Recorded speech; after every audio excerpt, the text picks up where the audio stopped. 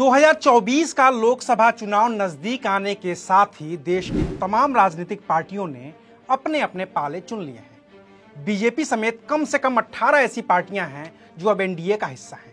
वहीं कांग्रेस समेत कम से कम 24 ऐसी पार्टियां हैं जो विपक्ष का हिस्सा हैं। लेकिन इस देश में अब भी कम से कम 5 ऐसी बड़ी पार्टियां हैं जिन्होंने न तो पीएम मोदी का साथ चुना है और न ही विपक्ष का, और वो अब भी एकला चलो रे की राह पर आगे बढ़ती जा रही हैं। और ये हाल तब है जब इनमें से 3 पार्टियों के नेता अपने अपने राज्यों के मुख्यमंत्री तक हैं और 2 और पहले अपने राज्यों के मुख्यमंत्री रह चुके हैं। नमस्कार, मैं हूं अविनाश और आप देख रहे हैं अनकट। 2024 लोकसभा चुनाव की तस्वीर अब थोड़ी थोड़ी साफ होती नजर आ रही है। ये भी नजर आने लगा है कि सत्ता पक्ष वाले एनडीए के साथ कौन है और इस एनडीए के खिलाफ बनाए जा रहे विपक्षी एकता के साथ कौन कौन है। एनडीए में बीजेपी के अलावा अभी तक कुल 18 दल हैं, जबकि विपक्षी एकता में अब तक कुल 24 दलों का कुनबा जुड़ चुका है। कोई इसे 25-26 तक बता रहा है। लेकिन अब भी कम से कम 5 ऐसी बड़ी पार्टियां हैं जिन्होंने न तो बीजेपी के नेतृत्व वाली एनडीए के साथ जाना मुनासिब समझा है और न ही उनका रुझान विपक्षी एकता की तरफ है। और इनमें सबसे बड़ा नाम है आंध्र प्रदेश के मुख्यमंत्री जगन मोहन रेड्डी का। वो वाईएसआर कांग्रेस के मुखिया हैं। कांग्रेस वाले विपक्ष के साथ वो आएंगे नहीं, क्योंकि कांग्रेस से उनकी पुरानी अदावत है, और इतनी पुरानी है कि अगर कांग्रेस से वो अदावत नहीं रही होती तो शायद उन्हें वाईएसआर कांग्रेस बनानी ही नहीं पड़ी होती और वो अब भी कांग्रेस के नेता होते।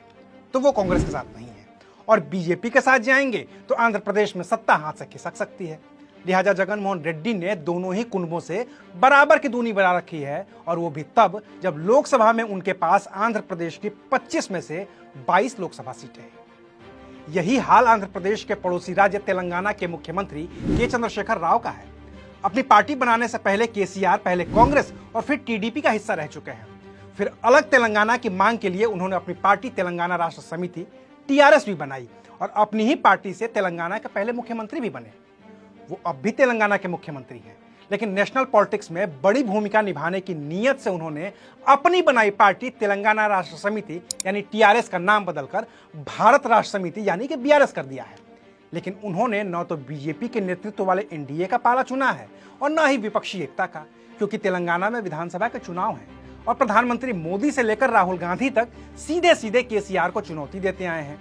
लिहाजा केसीआर कह रहे हैं कि एकला चलो रे, और एकला चलो रे की ही राह पर ओडिशा के मुख्यमंत्री नवीन पटनायक और उनकी पार्टी बीजू जनता दल भी है।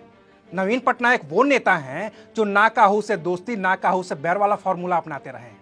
हालांकि ओडिशा का मुख्यमंत्री बनने से पहले नवीन पटनायक अटल बिहारी वाजपेयी वाली एनडीए का हिस्सा रह चुके हैं और केंद्र में मंत्री भी रहे हैं।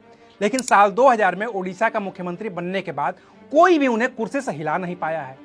एनडीए से अलग होकर 2014 में मोदी लहर के बावजूद नवीन पटनायक की पार्टी ने ओडिशा की 21 में से 20 सीटें जीत ली थी और 2019 में भी उन्होंने 12 सीटों पर जीत दर्ज की थी। साल 2000 में ओडिशा का मुख्यमंत्री बनने के बाद से ही नवीन पटनायक ने कभी राष्ट्रीय राजनीति में इतनी दिलचस्पी नहीं दिखाई है कि उन्हें बीजेपी के नेतृत्व वाली एनडीए या फिर विपक्षी एकता की जरूरत पड़े। लिहाजा जब विपक्षी एकता के सूत्रधार नीतीश कुमार ने नवीन पटनायक से विपक्षी एकता में शामिल होने की गुजारिश भी की तो नवीन पटनायक ने इनकार कर दिया। बाकी नाम तो बड़ा तेलुगु देशम पार्टी का भी है, जिसके मुखिया एन चंद्रबाबू नायडू कभी एनडीए के सबसे चर्चित चेहरों में शुमार रहे हैं, आंध्र प्रदेश के मुख्यमंत्री रहे हैं, प्रधानमंत्री मोदी के दोस्त भी रहे हैं। लेकिन 2019 में उन्होंने एनडीए से अलग होकर तीसरा मोर्चा बनाने की कोशिश की, जिसमें वो बुरी तरह से मात खा गए। देश की राजनीति में तो अप्रासंगिक हुए ही, आंध्र प्रदेश में मिली मुख्यमंत्री की कुर्सी भी चली गई। विपक्षी एकता के साथ वो जा नहीं रहे हैं और एनडीए में शामिल होने को लेकर वो खुलकर कुछ बोल नहीं रहे हैं। लिहाजा उनकी भी गिनती उन्हीं नेताओं में की जाएगी जो न तो बीजेपी के साथ हैं और न ही विपक्ष के। और बात जब दक्षिण भारत के नेताओं की हो गई है तो जरा उत्तर भारत की भी एक बड़ी नेता पर नजर डाल लीजिए। इन्होंने 2024 के चुनाव में सबसे पहले अकेले चलने का फैसला किया था। वो नाम है उत्तर प्रदेश की पूर्व मुख्यमंत्री और बहुजन समाज पार्टी की मुखिया मायावती का, जिन्होंने न तो बीजेपी का साथ दिया है और न ही वो विपक्षी एकता के साथ हैं।